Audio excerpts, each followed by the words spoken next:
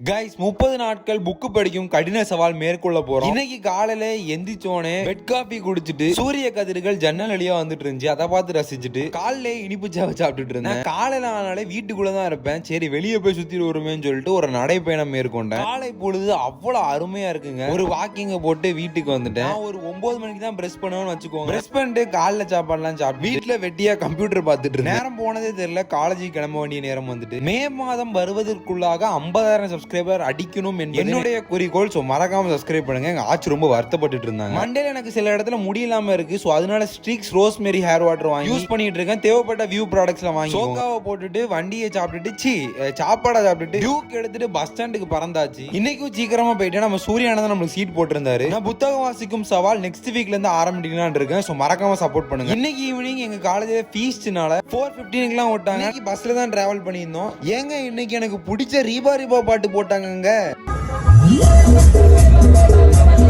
அப்படியே வெயிட் பண்ணிக்கிட்டே புது பஸ் ஸ்டாண்டுக்கு வந்தாச்சு. இன்னைக்கு பஸ் ரொம்பவே டிலேயா தான் வந்துச்சு. பேருந்து நிலையத்துல அருமையான மாலை பொழுது. நான் பஸ் வந்து அடுத்த செகண்டே நண்பனுக்கும் எனக்கும் போய் சீட்டை போட்டேன். அண்டா எடுத்துட்டு மாறிட்டு பாட்டி கேட்டுட்டு தூத்துக்குடி வந்தாச்சு மக்களே. நாளைக்கு பார்ப்போம்.